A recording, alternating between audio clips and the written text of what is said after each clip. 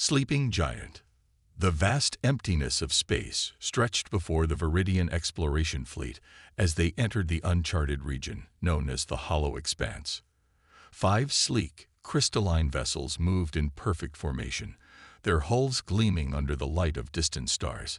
This sector had been avoided for centuries. Rumors of ships disappearing and strange energy fluctuations had kept even the bravest explorers at bay. But the Viridians, with their superior technology and unwavering confidence, believed themselves immune to whatever had frightened others away. Admiral Thrix stood on the bridge of the flagship, his 6-fingered hands clasped behind his back. His metallic skin reflected the glow of control panels as his compound eyes surveyed the holographic displays surrounding him. Scans indicate a large object ahead, Admiral reported his second-in-command, Vela.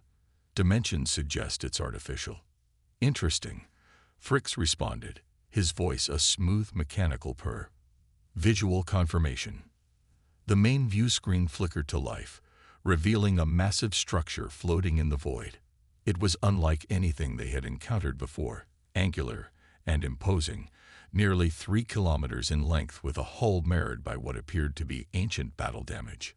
Despite obvious signs of age, the vessel retained an aura of menace that made even the stoic admiral's exoskeleton tighten reflexively. A derelict warship, Vela observed. Markings suggest human origin. A ripple of amusement passed through the bridge crew. Humans, a species believed to have been eradicated in the Galactic Purge nearly 2 centuries ago. They had been considered primitive, their technology rudimentary compared to the advanced civilizations that had risen since their disappearance. How quaint, Thrix said, mandibles clicking in what passed for a Viridian smile. A relic of a bygone era. Prepare boarding parties. Perhaps we'll find something of historical interest to bring back to the science collective. The Viridians had built their empire on studying and assimilating the technologies of fallen civilizations. Their superiority complex had been cultivated over millennia of conquest. They didn't so much defeat their enemies as they simply outlasted them, watching dispassionately as civilizations rose and inevitably fell. As the boarding shuttles prepared for departure, Science Officer Krell approached the Admiral. Unlike the others, Krell's curiosity was genuine rather than condescending. Our initial scans indicate the ship still has minimal power reserves, Krell reported. Remarkable preservation for something so ancient. The humans called these vessels dreadnoughts. How fitting that even in name, they acknowledged the primitive emotion of fear. The Admiral nodded dismissively. Secure the vessel, catalog anything of value, and prepare it for transport to the nearest research station. The Science Collective will enjoy dissecting this curiosity. 3 boarding shuttles departed the flagship, approaching the massive human vessel with precision. As they drew closer, the true scale of the Dreadnought became apparent. What had seemed like battle damage from a distance revealed itself as intentional design. Angular plates overlapping like armor, weapon emplacements strategically positioned across the hull. Inside the lead shuttle, Commander Zex briefed his team. Remember, this is merely an archaeological expedition. These human vessels were notoriously unstable, their power cores often degraded over time. Exercise caution, but remember we are dealing with technology centuries behind our own. The boarding teams docked with the derelict along 3 different points, cutting through the ancient airlocks with ease. The Viridians moved through the darkened corridors with the confidence of superior beings investigating the remains of a lesser species. Their environmental suits glowed softly, illuminating dust-covered panels and silent machinery.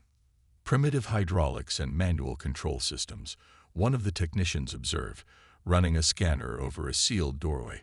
It's remarkable they managed interstellar travel at all. Commander Zex led his team toward what they believed was the command center. The humans relied heavily on centralized control. Find their bridge, and we'll have access to all systems. As they proceeded deeper into the vessel, something curious happened. The emergency lighting, which should have been dead for centuries, flickered momentarily. The Viridians paused, their confidence wavering for just a moment. Power fluctuation. Zex dismissed it. residual energy in their backup systems, nothing to be concerned about.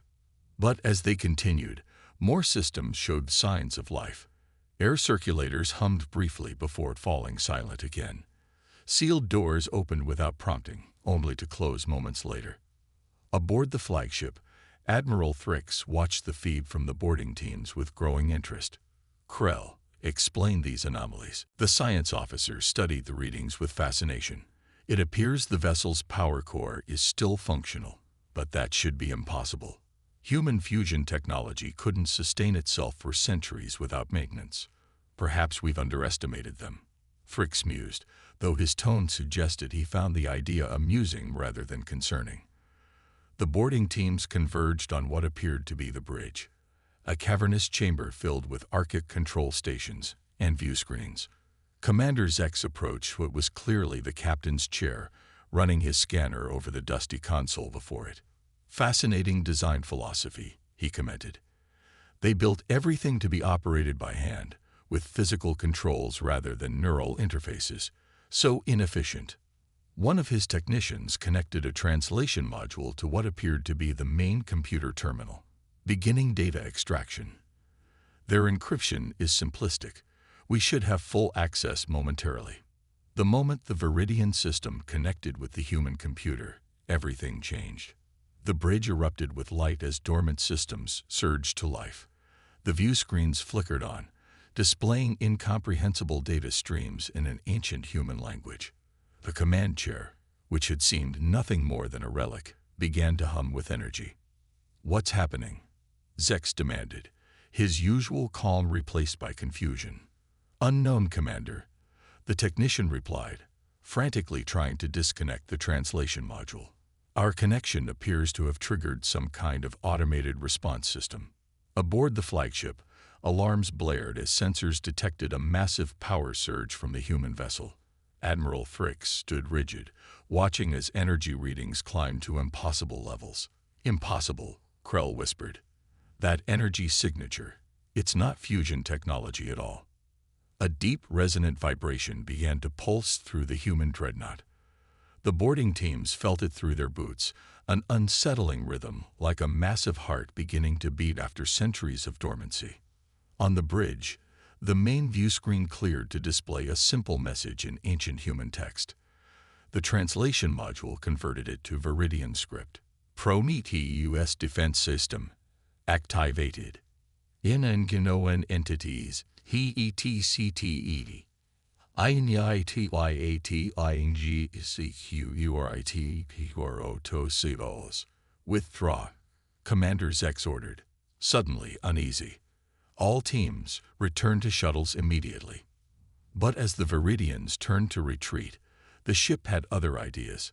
Doors that had opened freely now sealed shut.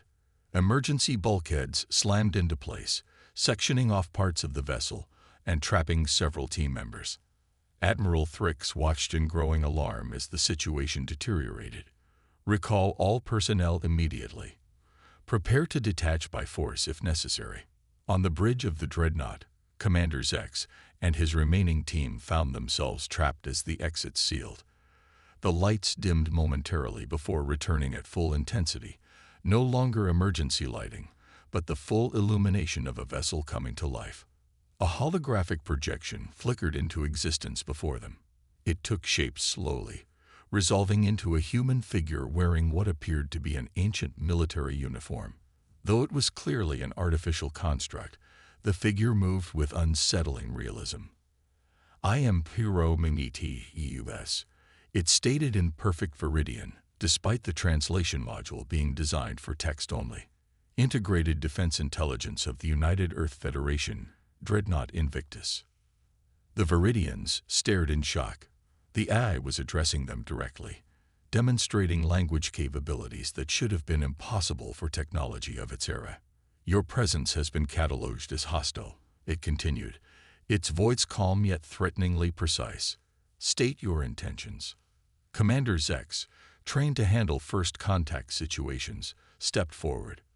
"We are a scientific expedition from the Viridian Alliance. We believe this vessel abandoned, and we're conducting an archaeological survey." The holographic human tilted its head slightly. Falsehood detected. Your scanning technologies were actively mapping weapons systems and structural weaknesses. Your translation module attempted to override command protocols. Aboard the flagship, Admiral Thrix watched the exchange with mounting concern. This was no simple automated system. They were dealing with a sophisticated artificial intelligence, one that had apparently been monitoring them since their arrival. Fascinating, Krell whispered. The humans created true synthetic consciousness. We always believed they never progressed beyond basic automation. The hologram's eyes, unnervingly realistic, moved to address the camera through which the Admiral watched. The Viridian Alliance is unknown to my database. The last recorded date in my active memory is 2487 CE.